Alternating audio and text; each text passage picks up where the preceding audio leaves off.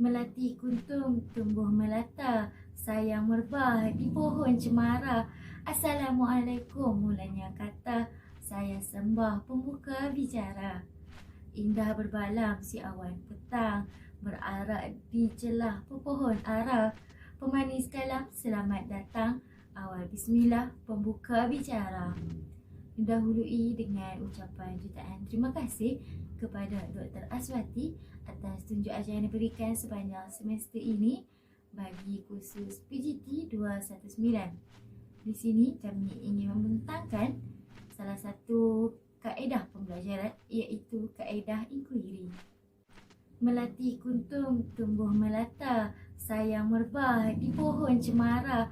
Assalamualaikum mulanya kata, saya sembah pembuka bicara. Indah berbalang si awan petang, berarak di celah pepohon ara. Pemanis kalam selamat datang, awal bismillah pembuka bicara. Mendahului dengan ucapan jutaan terima kasih kepada Dr. Aswati atas tunjuk ajar yang diberikan sepanjang semester ini bagi kursus PGT 219. Di sini kami ingin membentangkan salah satu kaedah pembelajaran, iaitu kaedah inquiry. Melati kuntung tumbuh melata, sayang merbah di pohon cemara. Assalamualaikum mulanya kata, saya sembah pembuka bicara. Indah berbalang si awan petang, berarak di celah pepohon ara. Pemanis kalam selamat datang, awal bismillah pembuka bicara. Mendahului dengan ucapan jutaan terima kasih kepada Dr. Aswati atas tunjuk ajar yang diberikan sepanjang semester ini bagi kursus PGT 219. Di sini kami ingin membentangkan salah satu kaedah pembelajaran, iaitu kaedah inquiry. Melati kuntung tumbuh melata, sayang merbah di pohon cemara. Assalamualaikum mulanya kata, saya sembah pembuka bicara. Indah berbalang si awan petang, berarak di celah pepohon ara. Pemanis kalam selamat datang, awal bismillah pembuka bicara. Mendahului dengan ucapan jutaan terima kasih kepada Dr. Aswati atas tunjuk ajar yang diberikan sepanjang semester ini bagi kursus PGT 219. Di sini kami ingin membentangkan salah satu kaedah pembelajaran, iaitu kaedah inquiry. Melati kuntung tumbuh melata, sayang merbah di pohon cemara. Assalamualaikum mulanya kata, saya sembah pembuka bicara. Indah berbalang si awan petang, berarak di celah pepohon ara. Pemanis kalam selamat datang, awal bismillah pembuka bicara. Mendahului dengan ucapan jutaan terima kasih kepada Dr. Aswati atas tunjuk ajar yang diberikan sepanjang semester ini bagi kursus PGT 219. Di sini kami ingin membentangkan salah satu kaedah pembelajaran, iaitu kaedah inquiry. Melati kuntung tumbuh melata, sayang merbah di pohon cemara. Assalamualaikum mulanya kata, saya sembah pembuka bicara. Indah berbalang si awan petang, berarak di celah pepohon ara. Pemanis kalam selamat datang, awal bismillah pembuka bicara. Mendahului dengan ucapan jutaan terima kasih kepada Dr. Aswati atas tunjuk ajar yang diberikan sepanjang semester ini bagi kursus PGT 219. Di sini kami ingin membentangkan salah satu kaedah pembelajaran, iaitu kaedah inquiry. Melati kuntung tumbuh melata, sayang merbah di pohon cemara. Assalamualaikum mulanya kata, saya sembah pembuka bicara. Indah berbalang si awan petang, berarak di celah pepohon ara. Pemanis kalam selamat datang, awal bismillah pembuka bicara. Mendahului dengan ucapan jutaan terima kasih kepada Dr. Aswati atas tunjuk ajar yang diberikan sepanjang semester ini bagi kursus PGT 219. Di sini kami ingin membentangkan salah satu kaedah pembelajaran iaitu kaedah inquiry. Melati kuntum tumbuh melata, sayang merbah di pohon cemara. Assalamualaikum mulanya kata, saya sembah pembuka bicara. Indah berbalang si awan petang, berarak di celah pepohon ara. Pemanis kalam selamat datang, awal bismillah pembuka bicara. Dahului dengan ucapan jutaan terima kasih kepada Dr. Aswati atas tunjuk ajar yang diberikan sepanjang semester ini bagi kursus PGT 219. Di sini kami ingin membentangkan salah satu kaedah. Saya Nurul Izzati binti Osman dengan nombor matrik 153734 dan rakan seperjuangan saya Fatinul Liana binti Kaizurat dengan nombor matrik 150484. Saya Nurul Izzati binti Osman dengan nombor matrik 153734 dan rakan seperjuangan saya Fatinul Liana binti Kaizurat dengan nombor matrik 150484. Saya Nurul Izzati binti Osman dengan nombor matrik 153734 dan rakan seperjuangan saya Fatinul Liana binti Kaizurat dengan nombor matrik 150484.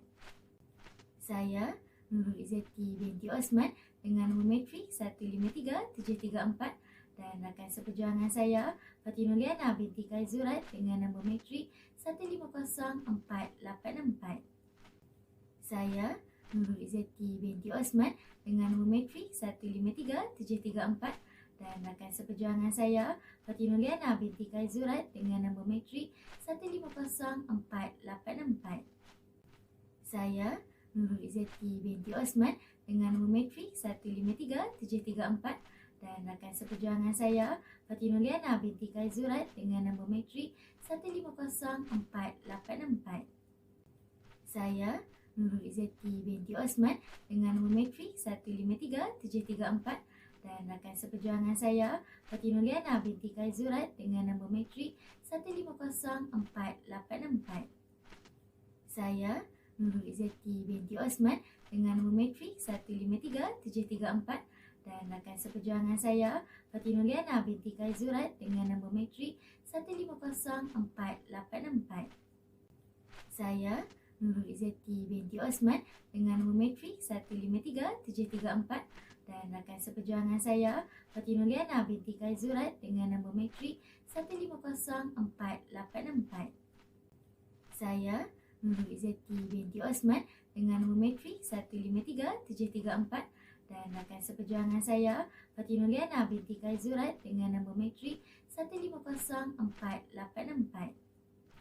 Saya Nurul Izzati binti Osman dengan nombor matrik 153734 dan rakan seperjuangan saya Fatinul Liana binti Kaizurat dengan nombor matrik 150484. Saya Nurul Izzati binti Osman dengan nombor matrik 153734 dan rakan seperjuangan saya Fatinul Liana binti Kaizurat dengan nombor matrik 150484. Saya Nurul Izzati binti Osman dengan nombor matrik 153734 dan rakan seperjuangan saya Fatinul Liana binti Kaizurat dengan nombor matrik 150484. Saya Nurul Izzati binti Osman dengan nombor matrik 153734 dan rakan seperjuangan saya Fatinul Liana binti Kaizurat dengan nombor matrik 150484. Saya Nurul Izzati binti Osman dengan nombor matrik 153734 dan rakan seperjuangan saya Fatinul Liana binti Kaizurat dengan nombor matrik 150484. Saya Nurul Izzati binti Osman dengan nombor matrik 153734 dan rakan seperjuangan saya Fatinul Liana binti Kaizurat dengan nombor matrik 150484. Saya Nurul Izzati binti Osman dengan nombor matrik 153734 dan rakan seperjuangan saya Fatinul Liana binti Kaizurat dengan nombor matrik 150484. Saya Nurul Izzati binti Osman dengan nombor matrik 153734 dan rakan seperjuangan saya Fatin Nuliana binti Kaizurat dengan nombor matrik 150484. Saya Nurul Izzati binti Osman dengan nombor matrik 153734 dan rakan seperjuangan saya Fatin Nuliana binti Kaizurat dengan nombor matrik 150484. Saya Nurul Izzati binti Osman dengan nombor matrik 153734 dan rakan seperjuangan saya Fatin Nuliana binti Kaizurat dengan nombor matrik 150484. Saya Nurul Izzati binti Osman dengan nombor matrik 153734 dan rakan seperjuangan saya Fatin Nuliana binti Kaizurat dengan nombor matrik 150484. Saya Nurul Izzati binti Osman dengan nombor matrik 153734 dan rakan seperjuangan saya Fatin Nuliana binti Kaizurat dengan nombor matrik 150484. Saya Nurul Izzati binti Osman dengan nombor matrik 153734 dan rakan seperjuangan saya Fatin Nuliana binti Kaizurat dengan nombor matrik 150484.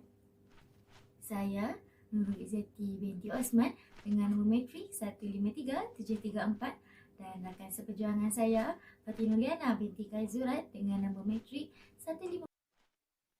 Pasti anda tertanya-tanya bukan, apa itu inquiry?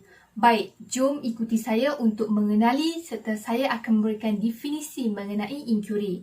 Bahagian pembangunan kurikulum BPK 2016 menyatakan bahawa inquiry adalah satu kaedah pengajaran dan pembelajaran berpusatkan murid yang melibatkan pertanyaan dan rasa ingin tahu di mana murid mencari jawapan melalui pemerhatian, hipotesis, mengumpul data, mengukur, menterjemah dan membina rumusan. Manakala Albert dalam penulisannya iaitu Learning in Focus on Inquiry pada tahun 2004 menyatakan bahawa inquiry ini merupakan satu proses pembelajaran di mana pelajar terlibat dalam pembelajaran mereka, merumus soalan, menyiasat secara meluas dan kemudiannya membina pemahaman baru, makna serta pengetahuan. Jadi, di sini menunjukkan bahawa kedua-dua definisi ini jelas menyatakan bahawa inquiry merupakan sebuah kaedah yang memberi ruang kepada pelajar untuk berfikir, mencari maklumat serta membuat inference mengenai pemahaman mereka dalam sesebuah topik pengajaran yang disampaikan oleh guru. Jadi, inquiry juga merupakan iaitu memberi ruang kepada pelajar untuk membina pengetahuan dan pengalaman sendiri berdasarkan pengalaman sedia ada pelajar. Kesemua ini memerlukan seorang pelajar untuk melibatkan diri secara aktif supaya pembelajaran melibatkan inquiry ini dapat dilakukan secara berkesan. Jadi, inquiry ini dapat meningkatkan kemahiran berfikir secara kreatif, inovatif dan juga menggalakkan murid untuk terarah kepada kendiri. Baiklah, saya akan meneruskan iaitu menerangkan mengenai ciri-ciri inquiry. Ciri-ciri inquiry ini terdiri daripada 4. Yang pertama iaitu berpusatkan kepada pelajar. Kedua, merangsang minat dan sikap ingin tahu.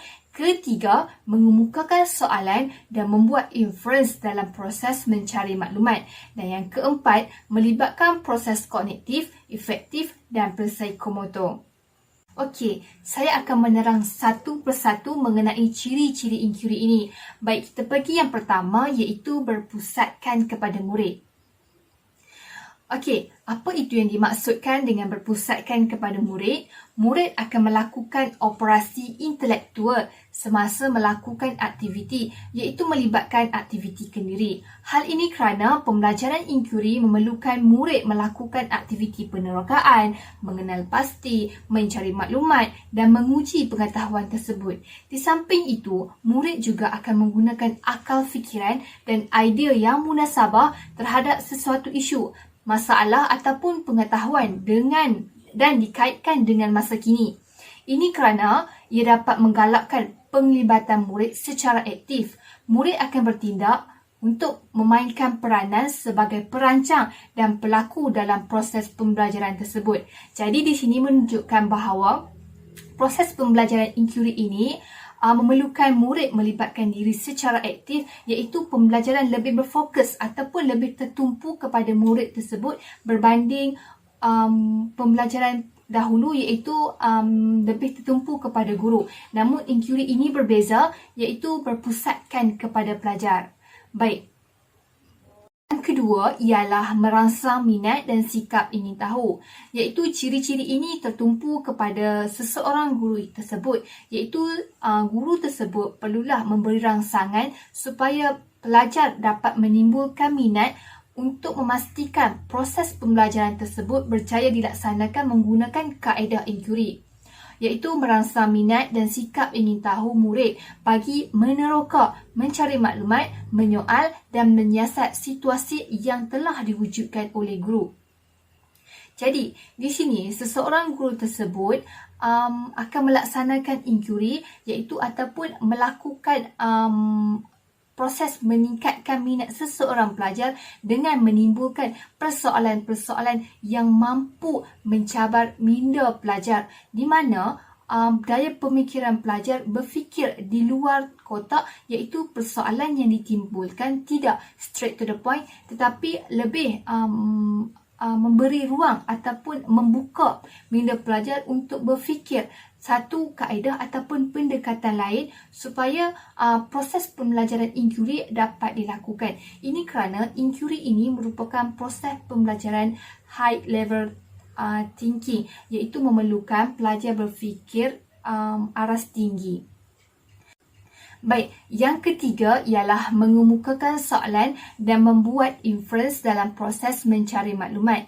Okey, proses ini mementingkan soalan yang mencabar pemikiran murid, iaitu guru-guru perlulah mengemukakan soalan supaya pelajar ini dapat melakukan inference dalam proses mencari maklumat, di mana persoalan-persoalan yang diwujudkan oleh guru ataupun persoalan-persoalan yang timbul sendiri oleh pelajar akan menyebabkan seseorang pelajar akan melakukan proses mencari maklumat. Dan yang keempat iaitu melibatkan proses kognitif, efektif dan psikomotor. Jadi, ini menunjukkan bahawa inquiry ini amat melengkapi kesemua proses iaitu melibatkan kognitif, efektif dan psikomotor. Bermula dengan pemikiran, penerokaan, mengumpul dan menginterpretasi data, menerangkan serta refleksi, iaitu berorientasikan kepada teknik, prosedur dan cara-cara melihat masalah dan menyelesaikan masalah. Proses mentor berkembang semasa melakukan aktiviti dalam menyelesaikan sesebuah masalah, membuat andaian, membina serta menguji hipotesis, membuat data dan akhirnya membuat kesimpulan berdasarkan pelbagai maklumat yang telah dibuktikan, iaitu maklumat ini mereka sendiri yang kumpulkan, iaitu bagi memastikan persoalan-persoalan mereka terjawab dan kemudian akan diterangkan di dalam kelas dan dipantau oleh seseorang guru. Terdapat 4 jenis inquiry, iaitu yang pertama, inquiry pengesahan, inquiry berstruktur, inquiry terbimbing dan inquiry terbuka. Inquiry yang pertama iaitu inquiry pengesahan, di mana murid mengesahkan prinsip atau konsep tertentu berdasarkan keputusan penyelidikan terdahulu, dan guru sendiri yang akan menyediakan soalan dan prosedur kepada murid, dan hasil yang perlu dicapai oleh murid adalah sudah diketahui dan murid akan mengikut prosedur yang diberikan untuk mengesahkan hasil atau konsep yang telah diketahui. Dan inquiry ini sesuai digunakan untuk mengukuhkan idea atau konsep yang dipelajari untuk memberi pengalaman menjalankan eksperimen. Dan ia juga bertindak sebagai latihan untuk memperoleh kemahiran tertentu seperti merekod dan menganalisis data. Guru menyediakan prosedur penyelidikan yang melibatkan hands-on, namun pemikiran murid perlu juga dirangsang bagi memastikan minds-on. Dan apa itu hands-on? Hands-on merujuk kepada sebarang aktiviti fizikal yang melibatkan penggunaan peralatan dan bahan yang berlaku ketika proses pengajaran dan pembelajaran. Dan hands-on pula ialah pengetahuan yang diperoleh murid dapat diaplikasi dengan cara melakukan hands-on dan seterusnya dapat mencetuskan pemikiran murid. Dan inkuiri ini merupakan inkuiri tahap rendah tetapi membantu murid meningkatkan kemahiran secara beransur ke tahap inkuiri terbuka. Inkuiri yang kedua iaitu inkuiri berstruktur di mana murid melakukan penyelidikan berdasarkan persoalan dan langkah-langkah yang telah ditentukan oleh guru. Dan guru sendiri akan menyediakan soalan dan prosedur penyelidikan. Tetapi hasil yang perlu dicapai belum diketahui oleh murid. Berbeza dengan inkuiri pengesahan di mana hasil adalah sudah diketahui. Okey.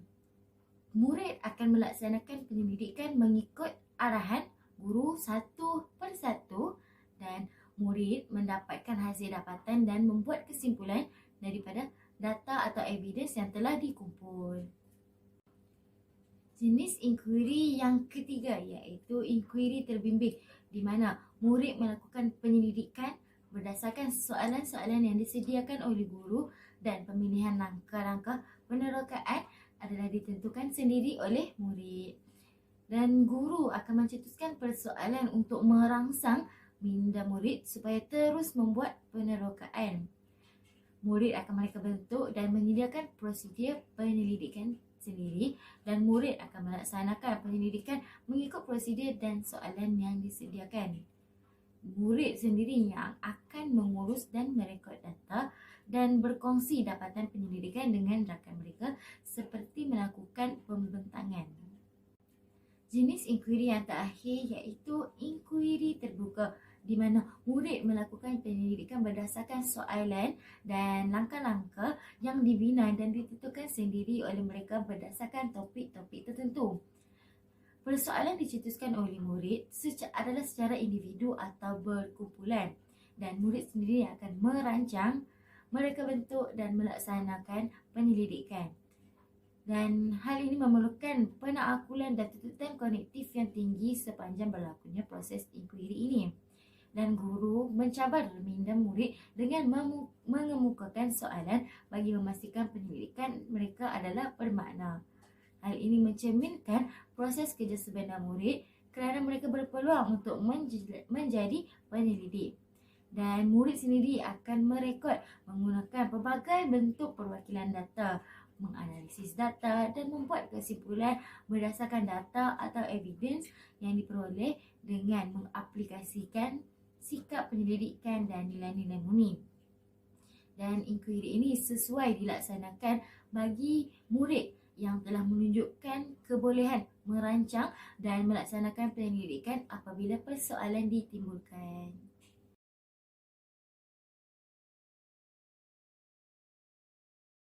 Ini merupakan model 5E. E yang pertama ialah engagement iaitu penglibatan. E yang kedua ialah penerokaan iaitu explorations. E yang ketiga ialah explanations, penerangan. E yang keempat ialah elaborations, pengembangan. Dan E yang terakhir iaitu E yang kelima ialah evaluations iaitu penilaian. Fasa yang ketiga pula iaitu fasa penerangan atau bahasa Inggerisnya disebut explanations. Fasa ini memerlukan murid untuk fokus pada aspek tertentu yang perlu ditingkatkan setelah dikenal pasti melalui fasa pertama dan fasa kedua.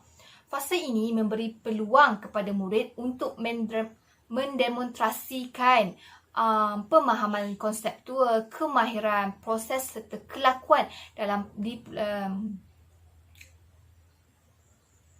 Baik, saya akan menerangkan mengenai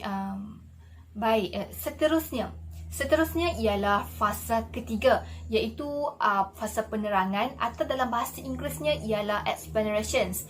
Fasa ini memerlukan murid untuk fokus pada aspek tertentu yang perlu ditingkatkan setelah dikenal pasti melalui fasa pertama dan fasa kedua. Fasa ini juga memberi ruang kepada murid untuk mendemonstrasikan pemahaman mereka. Pada fasa ini, peranan guru amat penting kerana guru akan memperkenalkan dan memberi penerangan tentang konsep, kefahaman, kemahiran dan proses yang baru untuk mengukuhkan lagi serta meningkatkan lagi pemahaman dan penguasaan seseorang murid tersebut. Dan fasa yang keempat ialah fasa penjelasan.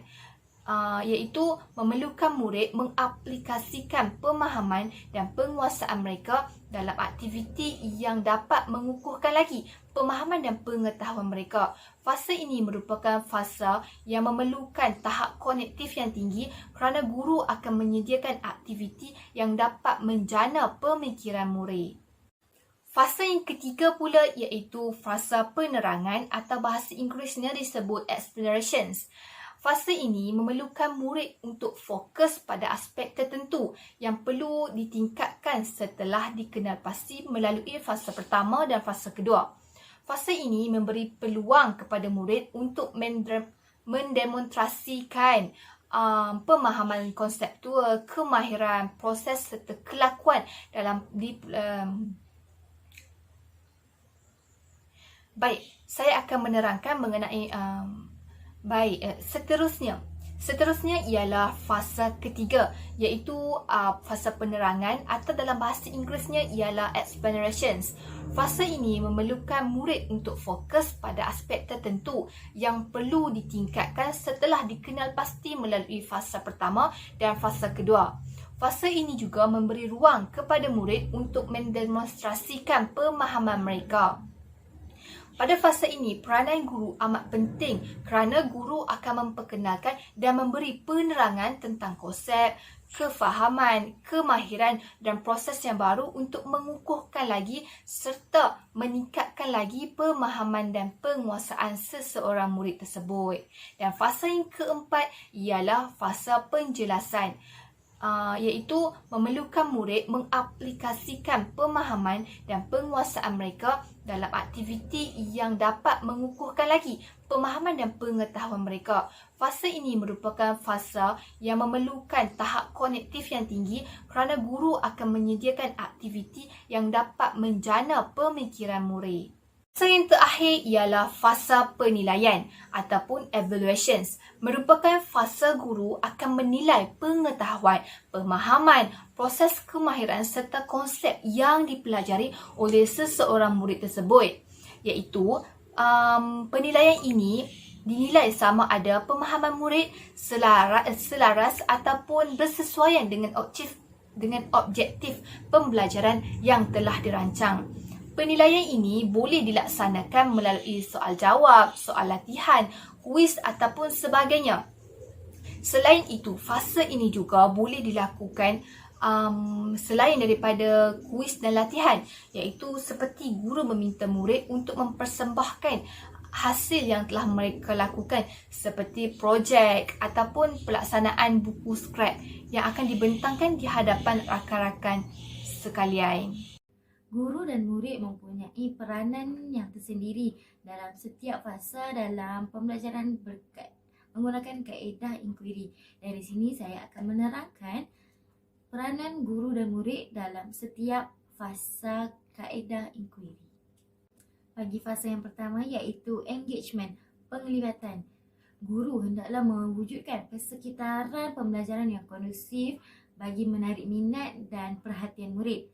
Seterusnya, merangsang rasa ingin tahu murid dengan menimbulkan persoalan dan juga mendapatkan maklum balas yang menunjukkan apa yang murid tahu dan fikirkan tentang sesuatu konsep atau topik yang telah diperkenalkan. Dan bagi murid pula, murid hendaklah menunjukkan minat dalam isi pembelajaran yang ingin disampaikan oleh guru. Dan seterusnya, bertanyakan soalan seperti mengapa ini berlaku? Apa yang boleh saya ketahui tentang perkara ini?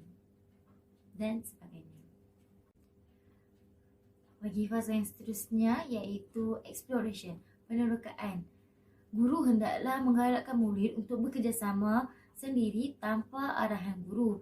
Dan guru hendaklah bertindak sebagai pakar rujuk di mana mereka perlu memantau murid semasa berinteraksi dengan memerhati dan mendengar serta membimbing murid untuk menjawab persoalan dari semasa ke semasa. Guru juga perlu memberi ruang kepada murid untuk memikirkan jawapan bagi persoalan yang telah diberikan serta sentiasa meningkatkan rasa ingin tahu murid. Bagi peranan murid pula, murid hendaklah berfikir secara terbuka dalam ruang lingkup persoalan yang dikaji dan juga membentuk ramalan dan hipotesis, meneroka dan membincang alternatif, merekod pemerhatian dan idea, dan juga bertanyakan soalan yang berkaitan dengan persoalan yang telah diberikan sekiranya perlu, dan juga menangguh keputusan sehingga memperoleh data sokongan yang mencukupi. Baiklah, bagi fasa yang seterusnya iaitu explanation, penerangan.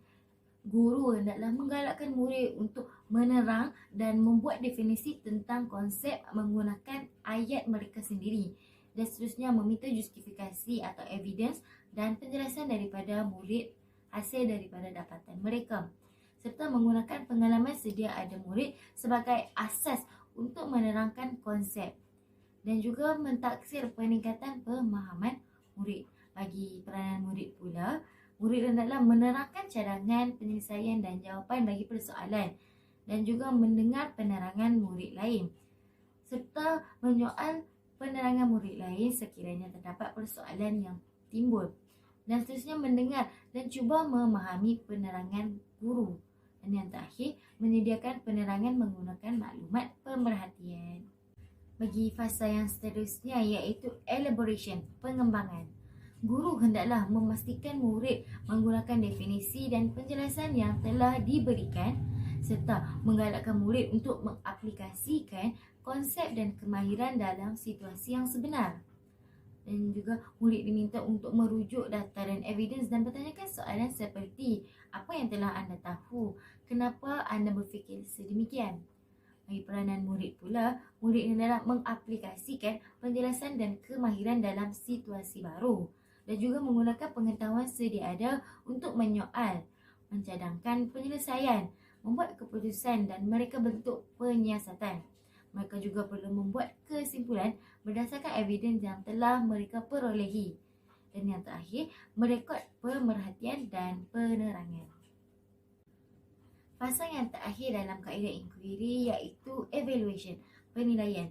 Guru hendaklah memerhati murid apabila mengaplikasikan konsep dan kemahiran baru, seterusnya mentaksir pengetahuan dan kemahiran murid dan membenarkan murid mentaksir pembelajaran secara kendiri, dan juga mengajukan soalan terbuka seperti apakah evidens yang menyokong dapatan anda? Apa yang anda tahu tentang X? Atau bagaimana anda menerangkan X? Bagi peranan murid pula, murid hendaklah menjawab soalan terbuka daripada guru menggunakan pemerhatian, evidens dan penjelasan yang telah diterima.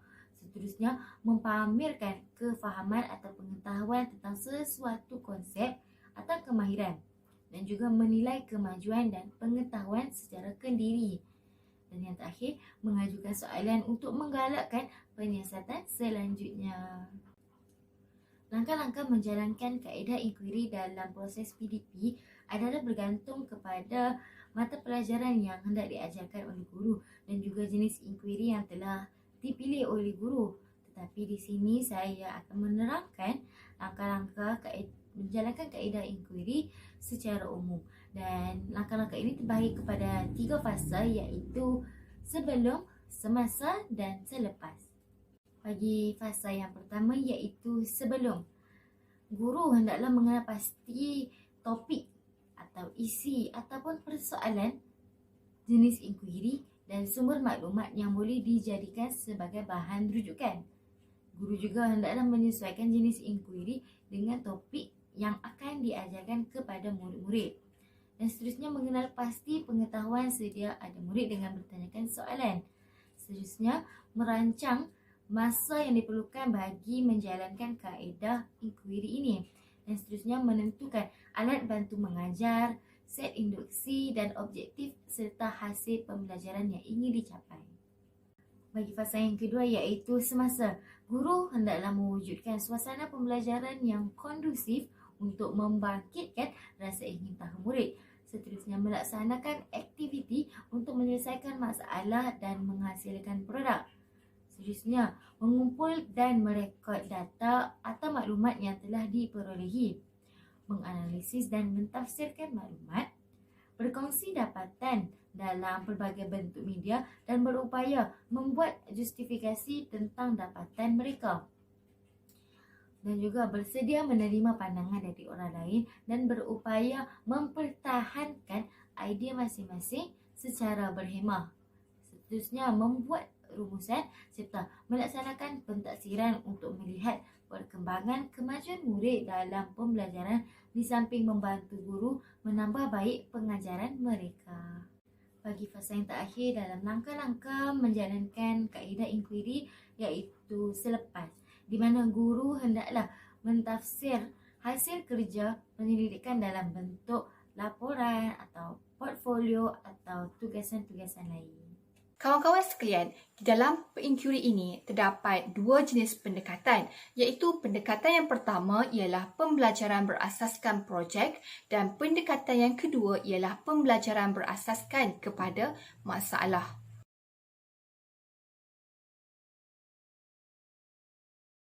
Terdapat beberapa langkah yang boleh dilakukan, iaitu yang pertama, mengenal pasti, mentafsir isu dan masalah. Yang ini seseorang guru itu perlulah mengenal pasti, mentafsir isu dan masalah yang ingin diberikan kepada seseorang pelajar supaya pembelajaran tersebut dapat dilaksanakan dengan berkesan. Kedua, seseorang pelajar perlulah mengkaji masalah tersebut, iaitu mereka perlulah menganalisis tajuk yang diberikan oleh guru. Ketiga, mereka perlulah memahami masalah tersebut supaya pelbagai langkah ataupun pelbagai maklumat dapat dikeluarkan melalui tajuk yang diberikan oleh guru. Kelima, mereka perlulah mencadangkan penyelesaian masalah, iaitu seseorang murid ini perlulah mencari maklumat supaya dapat mencadangkan penyelesaian terhadap masalah yang dikemukakan oleh guru. Kelima, mereka perlulah merancang plan tindakan.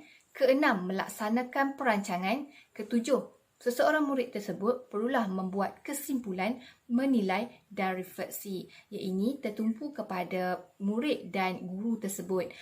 Iaitu apabila murid melakukan kesimpulan, seseorang guru itu akan melakukan penilaian berasaskan projek yang dilakukan oleh mereka dan kemudian pada akhir pembelajaran akan melaksanakan serba sedikit refleksi mengenai tajuk ataupun projek yang telah mereka berjaya dilaksanakan.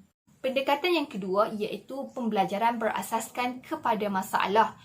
Okey, penyelesaian masalah yang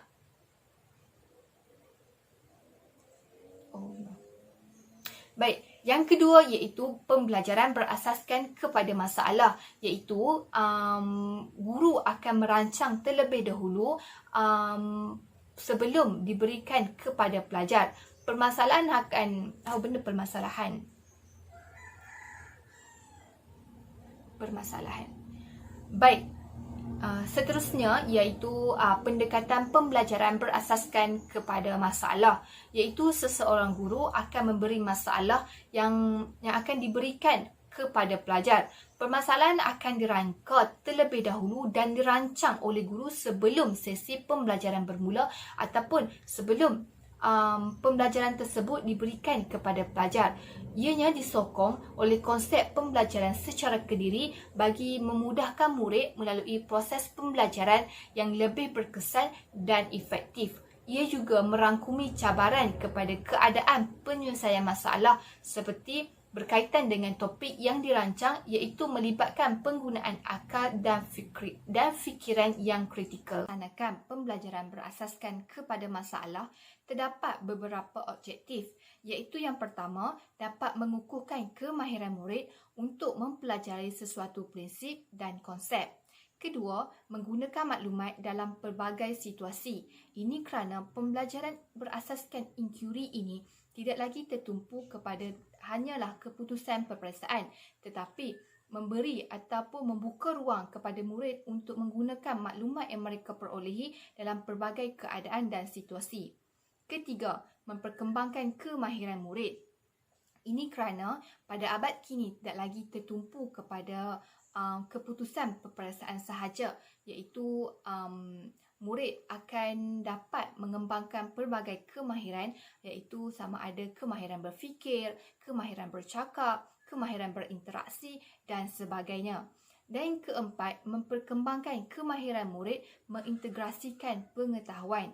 Kelima, menyediakan murid kepada konsep pembelajaran sepanjang hayat. Ini kerana pembelajaran pada abad kini lebih berfokuskan pembelajaran sepanjang hayat, iaitu murid dapat ilmu yang diperolehi bukan sahaja dapat dipelajari atau dipraktikkan di dalam peperiksaan sahaja, tetapi dapat dilakukan atau digunakan dalam pelbagai situasi dan pelbagai keadaan, iaitu sepanjang hayat mereka. Dan yang terakhir ialah menggalakkan pembelajaran secara kumpulan.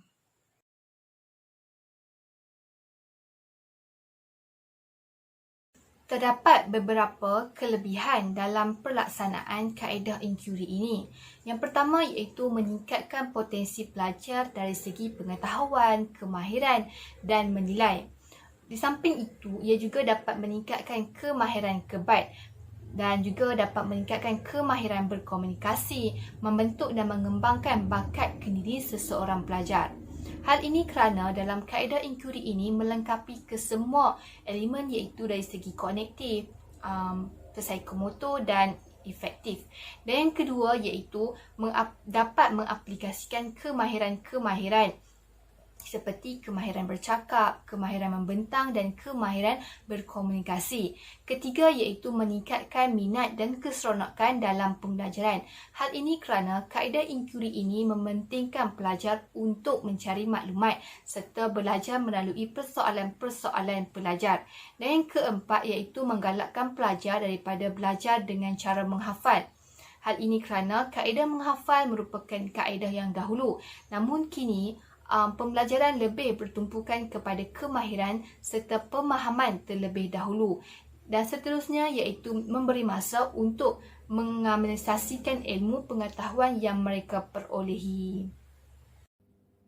Antara kekurangan dalam kaedah pembelajaran kaedah inquiry ialah kaedah ini lebih sesuai kepada tahap kedua pelajar di sekolah. Seterusnya ia menggunakan penggunaan masa yang agak panjang. Seterusnya memerlukan kecekapan guru untuk mengurus dan mengendalikan aktiviti kajian.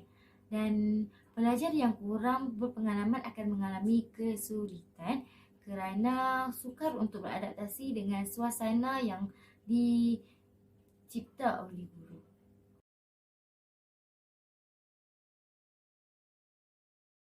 Telah menggunakan teori perkembangan Vygotsky dalam simulasi pembelajaran saya, iaitu di mana Vygotsky ini menekankan bahawa kemahiran kognitif kanak-kanak berkembang melalui interaksi sosial, di mana ia memainkan peranan penting dalam sesi pembelajaran.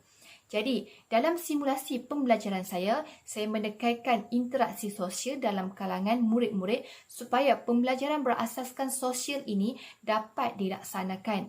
Baiklah, menurut Vygotsky, dia mengatakan bahawa bahasa dan budaya memainkan peranan yang penting dalam perkembangan kognitif kanak-kanak. Minda kanak-kanak dibentuk melalui sosial budaya masyarakat di kawasan persekitaran mereka. Jadi, dalam simulasi pembelajaran saya telah menyediakan dua aktiviti, iaitu yang pertama aktiviti, saya menyediakan dua keping gambar, iaitu dua keping gambar yang berbeza, di mana pelajar ini akan memberi pendapat, pandangan mereka sendiri mengenai situasi gambar yang telah saya sediakan. Okey, seterusnya, guru dan pelajar bekerjasama dalam pembelajaran dan mempraktikkan 4 kemahiran utama iaitu merumuskan, menyoal, menyelesaikan dan meramal. Baiklah. Aktiviti yang kedua, saya meminta pelajar untuk membentuk kumpulan di mana pelajar ini diberi peluang untuk mereka berinteraksi antara bersama rakan-rakan mereka.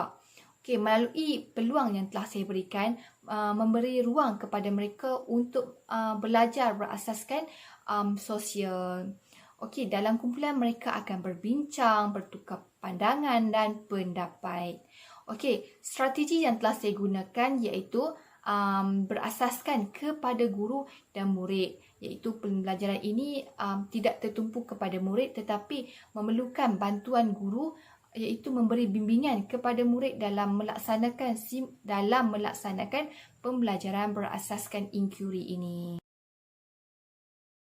Teknik dan kaedah yang telah saya gunakan iaitu guru meminta pelajar memberi pandangan mengenai gambar yang disediakan. Saya menyediakan 2 keping gambar iaitu 2 keping gambar yang berbeza situasi dan meminta pelajar memberi pandangan mengenai gambar yang telah saya sediakan.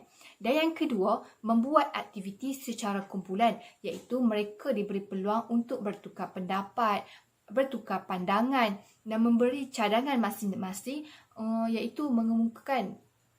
Kemudian mereka akan membentangkan hasil mereka di hadapan kelas.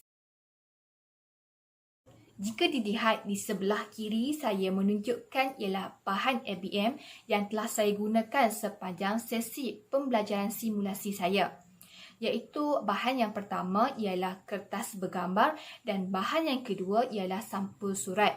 Sampul surat ini berisi soalan di mana pelajar perlu memilih 2 jenis sampul surat ini untuk menjawab soalan yang telah saya sediakan. Kemudian mereka akan melakukan aktiviti ini secara berkumpulan. Bagi simulasi pengajaran mikro, saya telah memilih subjek geografi tingkatan 1. Tema pertama iaitu kemahiran geografi, topik 1 iaitu topik arah dan 3 subtopik iaitu arah mata angin, cara menentukan arah mata angin menggunakan matahari dan yang ketiga, cara menentukan arah mata angin menggunakan kompas. Dan 3 komponen yang utama dalam simulasi pengajaran mikro iaitu pendekatan, strategi dan kaedah yang digunakan oleh saya. Pendekatan yang telah saya pilih ialah pendekatan berasaskan masalah di mana murid diberikan penyataan masalah dan juga mereka akan mencari jawapan menggunakan pelbagai sumber yang dikehendaki dan juga berkongsi jawapan mereka dengan rakan-rakan. Dan pendekatan yang telah saya pilih ini adalah mendukung teori pembelajaran penemuan oleh Jerome Bernard di mana teori ini adalah berkaitan discovery learning iaitu belajar melalui penemuan atau dengan menemukan konsep sendiri. Bernard berpendapat bahawa pembelajaran melalui penemuan sesuai dengan pencarian pengetahuan secara aktif oleh manusia dan dengan sendirinya memberikan hasil yang paling baik. Ianya melibatkan situasi penyelesaian masalah yang dilalui oleh murid sendiri. Murid akan mengaitkan sendiri pengalaman mereka yang telah lepas dengan pengetahuan semasa untuk menemukan maklumat baru untuk memberi panduan yang sesuai kepada murid dengan mengemukakan masalah atau fenomena dan mengawasi aktiviti murid. Strategi yang telah saya pilih iaitu yang pertama, pemusatan guru di mana penerangan diberikan oleh guru mengenai isi pelajaran menggunakan bahan bantu mengajar PowerPoint. Saya telah menerangkan kepada murid mengenai subtopik pertama iaitu arah mata angin. Dan bagi subtopik kedua dan ketiga, ianya menggunakan strategi pemusatan murid di mana murid membuat aktiviti berkumpulan untuk menyelesaikan persoalan yang diberikan oleh guru. Setiap kumpulan menerima satu soalan di mana satu soalan adalah cara untuk menentukan arah mata angin menggunakan matahari dan yang kedua, cara menentukan arah mata angin menggunakan kompas. Bagi kaedah atau teknik di mana guru menggunakan kaedah menerang untuk menerangkan subtopik pertama menggunakan PowerPoint dan yang kedua adalah kaedah penyelesaian masalah yang dikemukakan oleh guru dan pembentangan yang dilakukan oleh murid berkaitan subtopik kedua dan ketiga. Jenis inquiry yang telah saya pilih ialah inquiry terbimbing dan bagi fasa yang pertama iaitu engagement, saya telah mewujudkan persekitaran pembelajaran yang kondusif dan juga menggunakan bahan bantu mengajar PowerPoint supaya lebih dapat menarik minat murid. Seterusnya, saya mendapatkan maklum balas yang menunjukkan apa yang murid tahu berkaitan arah mata angin dengan menunjukkan gambar kepada mereka. Dan seterusnya, saya menerangkan kepada mereka mengenai subtopik pertama iaitu arah mata angin dan menerangkan secara ringkas mengenai subtopik kedua dan subtopik ketiga. Seterusnya, bagi fasa exploration di mana saya telah membahagikan murid kepada 2 kumpulan dan juga menyediakan 2 soalan iaitu apakah langkah-langkah bagi menentukan arah mata angin menggunakan matahari dan apakah langkah-langkah menentukan arah mata angin menggunakan kompas. Dan soalan ini setiap satu soalan diberikan kepada setiap kumpulan dan juga mereka diberikan 1 manila kad dan 1 marker pen untuk mereka menulis jawapan mereka, di mana mereka akan mencari jawapan menggunakan pelbagai sumber yang mereka kehendaki seperti menggunakan buku maupun internet. Dan seterusnya mereka akan menulis jawapan mereka di atas manila kad tersebut. Bagi fasa yang seterusnya iaitu explanation, murid dikehendaki untuk tampil ke hadapan untuk menerangkan hasil dapatan mereka kepada guru dan rakan-rakan mereka yang lain. Dan rakan-rakan mereka yang lain akan mendengar penerangan mereka dan juga bertanyakan soalan sekiranya terdapat persoalan yang timbul. Di samping itu juga, guru hendaklah menaksir pemahaman murid dan juga membetulkan secara terus sekiranya maklumat atau dapatan yang murid dapatkan adalah salah. Bagi fasa yang seterusnya iaitu elaboration, saya menggalakkan murid untuk mengaplikasikan konsep yang telah mereka pelajari dan kemahiran di dalam situasi sebenar dengan memberikan 1 soalan kemahiran berfikiran alas tinggi, soalan kibat, iaitu bagaimanakah orang dahulu menentukan arah perjalanan mereka pada waktu malam di gurun panas. Dan murid dibenarkan untuk mencari jawapan menggunakan sumber yang mereka kehendaki dan juga berkongsi jawapan mereka dengan rakan-rakan, dan juga guru akan mendengar jawapan mereka dan juga memberi jawapan sebenar kepada murid-murid. Bagi fasa yang terakhir iaitu evaluation, telah dilakukan semasa melakukan rumusan di mana saya bertanyakan soalan berkaitan subtopik yang telah dipelajari mereka dan mereka mengulang semula secara ringkas apa yang telah mereka pelajari pada hari itu. Kesimpulannya, kaedah inquiry merupakan satu pendekatan yang dapat membina pengetahuan dan kefahaman sendiri melalui penyiasatan dan penerokaan berasaskan pengetahuan yang sedia ada pada pelajar. Oleh itu, jelaslah bahawa kaedah inquiry ini menggunakan kesemua kemahiran dalam menyiapkan murid yang kreatif dan berinovasi. Asalnya sembilu dari buluh, jika dianyam jadikan tabian. Kami menyusun jadinya 10. Salah dan silap mohon dimaafkan. Pak Topik menjahitnya kopiah. Kopiah dijahit baldu yang utuh. Wabillahi wal taufiq wal hidayah. Wassalamualaikum warahmatullahi wabarakatuh.